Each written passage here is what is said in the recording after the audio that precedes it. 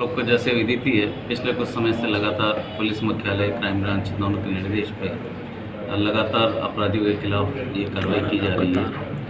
और इस कार्रवाई के तहत अभी तक टोटल जब भी हमने कार्रवाई की है उसके अलग अलग जो जितने भी फिगर्स हैं वो सब फिगर्स अभी आपको सेपरेट प्रेस नोट में अभी तक की जितनी कार्रवाई हुई है वो आपको दे दी जाएगी। आज का जो उद्देश्य रहा है कार्रवाई का वो आगामी आने वाले चुनाव के मद्देनज़र शांति व्यवस्था कैसे मेंटेन रहे और उन तरह के अपराधियों पर नकेल कसने के लिए जो चुनाव में किसी भी तरीके की गड़बड़ी कर सकते हैं, चाहे वो एक्साइज एक्ट के फरार अपराधी हो, चाहे एनडीपीएस के हों, चाहे आर्म्स एक्ट के हों, या विशेष रूप से ऐसे वारंट्स जिनकी तामील होना भी शेष है, non available warrants, standing warranty, गिरफ्तारी वारंटी, उनके खिलाफ का जो विशेष एक पिन पॉइंटेड अभियान 5 बिंदुओं पे चला गया।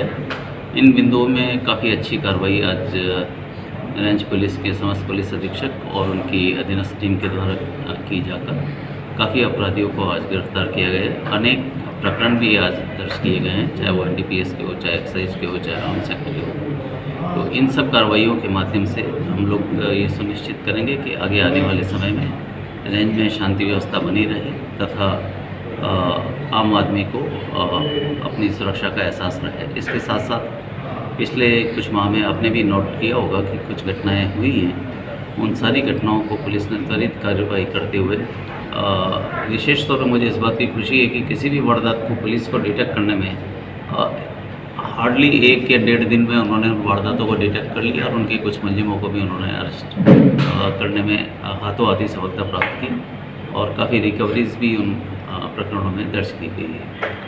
तो मेरा ये मानना है कि हमारे साथी जितने भी अधिकारी हैं उन सबके प्रयासों से आने वाले समय में रेंज में शांति बनी रहेगी और आम जनता को, जैसे मैंने आपको पहले कहा, सुरक्षा का एहसास रहेगा। ऐसी में निश्चित तौर पे हमारे साथियों के भी हक पे कर सकते हैं। सर, एक जो चुनौती है वो साइबर क्राइम को लेकर है, लेकिन कहीं ना कहीं बैंक की सुस्ती की वजह से 300 साढ़े 300 से केस अधिक हैं जो अभी तक साइबर क्राइम के जो ऐसे हैं जो अभी तक सोल्व नहीं हो पाए। तो इसमें किस तरह से अब काम किया जाएगा, क्योंकि साइबर थाने भी खुल चुके हैं, स्टाफ की ज़रूर कमी है।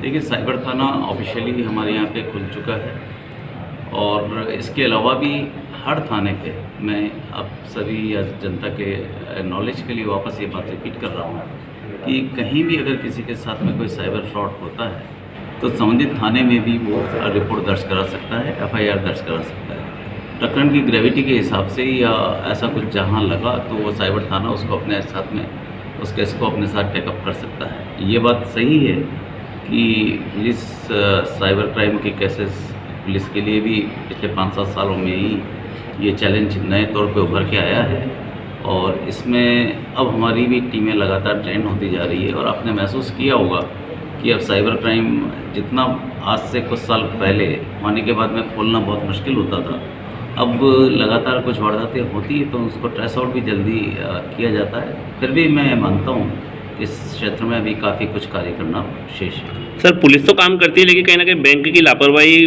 की वजह से ये लेट हो जाते हैं केस। मैंने जानबूझ करके बैंक्स की बात को मैंने नहीं कहा क्योंकि हम दूसरे ऑर्गेनाइजेशन के ऊपर कोई कमेंट नहीं करना चाहते, लेकिन हम उनका सबका सहयोग लेकर ही और इस बारे में मैं आपको निश्चित तौर पर कह सकता हूँ कि हमारे ऊपर के जो अधिकारी हैं वो भी इस समस्या से वाकिफ़ है। वो बैंक अधिकारियों से भी और दूसरे डिपार्टमेंट से भी इस बारे में बाकायदा कोऑर्डिनेशन कर रहे हैं।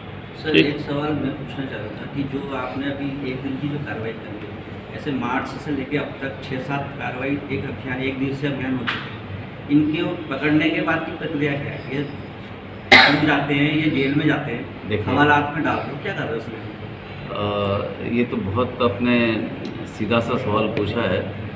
बाकायदा जो भी अपराधी गिरफ्तार होता है उसको कोई ना कोई धारा में गिरफ्तार 100% किया जाता है। अगर उसके पास में कोई चीज़ बरामद हुई तो नया प्रकरण दर्ज होता है। जैसे आज भी काफ़ी नए प्रकरण दर्ज हुए हैं, उसमें जो भी कानूनी प्रोसीजर है उसको सामना करना है।